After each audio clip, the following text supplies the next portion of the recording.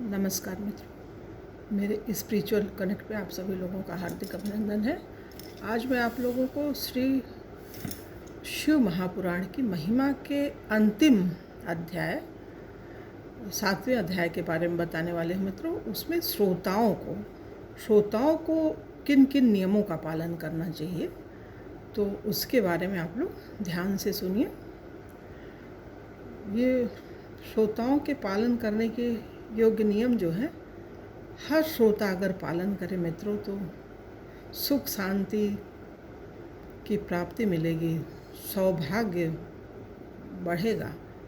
जो इस समय कलयुग चल रहा है, कोरोना काल चल रहा है, तो इसमें जो श्रोतागण हैं, सुनते हैं, कहीं जा कर के नहीं सुन पा रहे हैं, घर में सुन रहे हैं, आस्था सत्संग चैनल और भी संस्कार, तो उसके माध्यम से सुन रहे हैं जो भक्ति के चैनल हैं, तो उसमें अगर हम लोग नियम का पालन करें और मन लगा के सुने, जो नियम है, जैसे बीच में एक बार थोड़ी देर के लिए उठ सकते हैं तो वो तो चलेगा 5 मिनट, लेकिन बार बार नहीं उठना चाहिए मित्रों। इससे क्या है, वो कथा का पूरा लाभ नहीं मिलता है। सुनते तो हम भी हैं घर में बैठ कर के, हमको कथा बहुत अच्छी लगती है मित्रों। जब से कथा चल रही है आस्था संस्कार में, तब से हम देख रहे हैं, करीब 20 वर्ष से लगातार हम सुन रहे हैं। हमें बहुत प्रिय है भगवान की कथा। तो ये जो हमारा अनुभव है मित्रों, वो हम आप लोगों को बता रहे हैं। उसके अनुसार अगर कथा सुनेंगे तो निश्चित ही पुण्य की प्राप्ति होगी, सुख सौभाग्य बढ़ेगा आपका।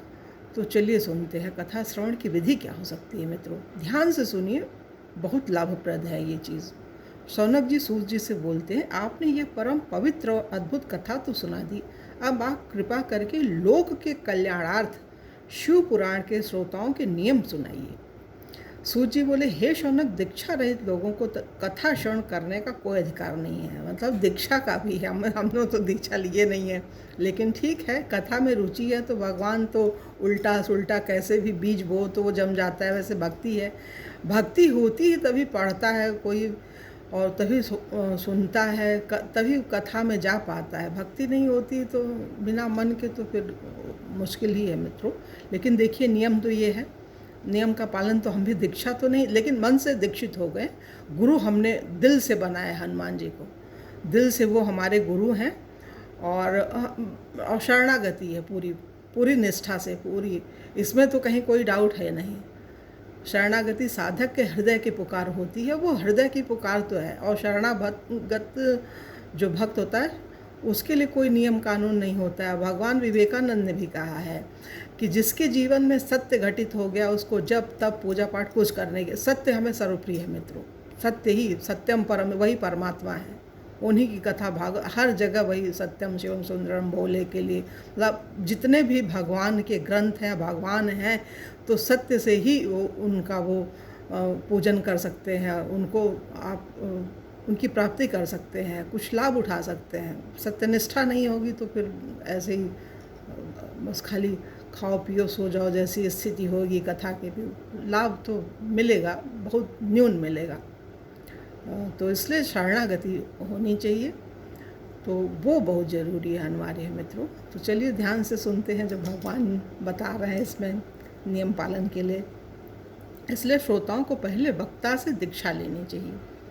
कथा व्रती को ब्रह्मचर्य, भूमि शयन, पत्रावली पर भोजन करना चाहिए, परंतु भोजन कथा समाप्ति के बाद ही करें।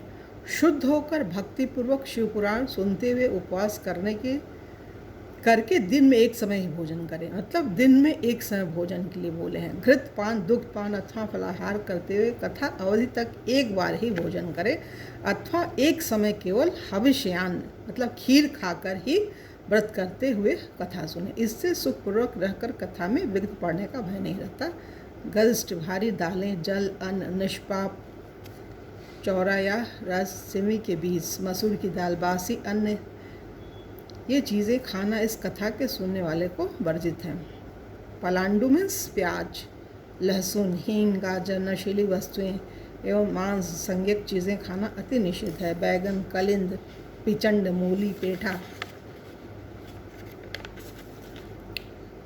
नालिका शाक, भुना मूल इन्हें कथावृत्ति कदापि सेवन न करे।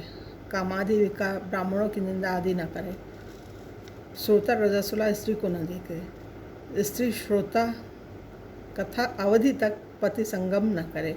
ब्राह्मण द्रोही एवं वेद विरोधी से श्रोता वार्तालाप न करे। सत्य, शुद्धता, दया, मौन, साधुता, विनय, उदारचित्त आदि गुण श्रोता में होनी चाहिए। श्रोता निष्काम हो अथवा सकाम हो, नियम से कथा सुने। सकाम हो, निष्काम हो, किसी सांसारिक वस्तुओं की इच्छा से भी, उनकी प्राप्ति के लिए भी अगर कथा कोई सुनता है तो कोई वो नहीं है, बस वो व्यक्ति अच्छा हो। इससे सकाम को कामना सिद्धि और निष्काम को मुक्ति प्राप्त होती है। दरिद्र, रोगी, पापी, निर्भोगी, निःसंतान पुरुष इस कथा का श्रवण करें। सातों प्रकार की कांता, वंद्या, दुष्ट स्त्रियां एवं जिनका गर्भस्थान होता है, यह उत्तम कथा सुने। इस शिवपुराण कथा के दिन कोटि यज्ञ के समान अति उत्तम मानने चाहिए। मतलब एक एक दिन माने कोटि यज्ञ के समान फल देने वाला होता है, ऐसा मानना चाहिए। इस शिवपुराण कथा के दिन कोटि यज्ञ के समान अति उत्तम मानने चाहिए। इन उत्तम दिनों में यदि अल्प वस्तु भी विधि से दान दी जाए तो उसका अक्षय फल प्राप्त होता है। ये बहुत बड़ी चीज़ है मित्रों, इसको समझना पड़ेगा, अपने आचरण में लाना पड़ेगा कि अगर हम जिस दिन कथा सुनने जा रहे हैं, मतलब एक हफ्ते की प्राय होती है, तो उसमें हम दान करें, मन से, दिल से करें। कलयुग में क्या दान को विशेष फलदायी बताया गया है, और दान अच्छी वस्तुओं का दें जिससे वो खुश हो और उसकी आत्मा जो ले रहा है वो आपको आशीर्वाद दे। इस प्रकार व्रत विधि पूरी करके कथा सुनकर परम आनंद युक्त उद्यापन भी करें। इसके उद्यापन धनी लोगों को 14 के दिन करना चाहिए। जिनके पास पैसे वाले हैं वो 14 के दिन करें।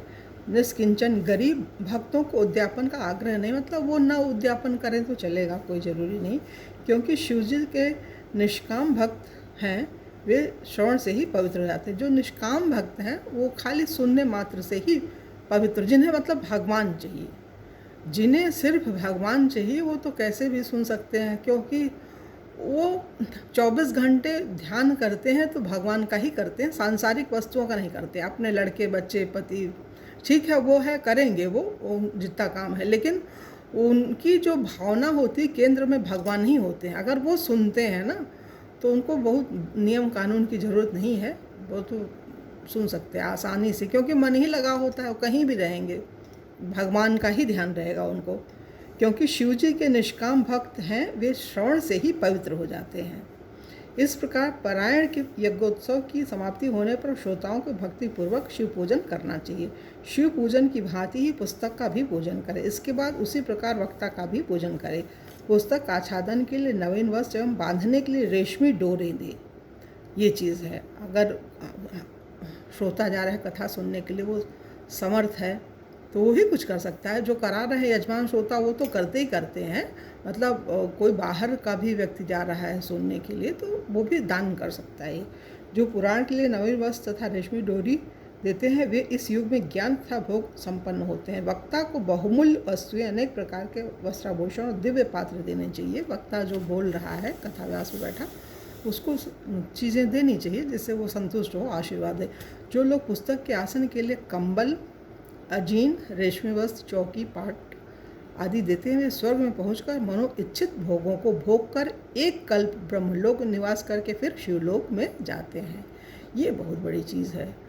इसको अगर भगवान की प्राप्ति के लिए कथा आप सुन रहे हैं तो इन नियमों का पालन करना ही होगा मित्रों। इस प्रकार वक्ता का पूजन करके सहायक पंडित का भी वक्ता से कुछ कम धन द्वारा पूजन करें। फिर अन्य आए हुए ब्राह्मणों का धान आदि से सत्कार करो। गायन, वाद्य, नृत्य आदि से आनंदोत्सव मनावे।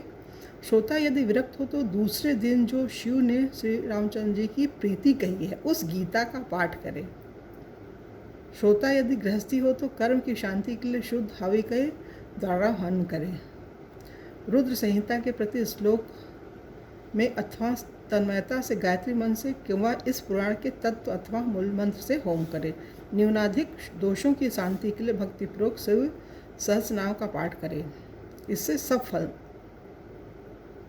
सब सफल है, इसमें संदेह नहीं है। 11 ब्राह्मणों को मधु तथा खीर से भोजन कराकर दक्षिणा दे। शक्ति होने पर 3 फल जितने सोने का सुंदर सिंह बनवाकर शिव संतुष्टि के लिए दान करे। इसी दान के प्रभाव से एवं पुराण दान के प्रभाव से शिव जी के अनुग्रह से मनुष्य भव बंधनों से मुक्त हो जाता है। हे शौनक जी, यह मैंने आपको शिव पुराण का महात्म्य विधि सहित सुनाया है। अब आपकी क्या सुनने की इच्छा है? शिव पुराण सब पुराणों में शिरोमणि है, ये बोल रहे हैं। जो प्राणी इस जगत में सदाशिव का ध्यान करते हैं और उनकी वाणी शिवगुणों की स्तुति करती रहती है, वे इस अपार भव सागर से सहज ही तर जाते हैं। मतलब वो संसार सागर से आसानी से तर जाते हैं। जो सुख दुख कठिनाइयाँ होती हैं उनसे वो पार हो जाते हैं मित्रों। तो ये चीज़ है। तो ये महात्मा आज ख़त्म हुआ भगवान जी का। कल विद्येश्वर संहिता के बारे में बताएंगे मित्रों। तब तक के लिए जय हिंद, जय भारत। ओम शांति, ओम शांति।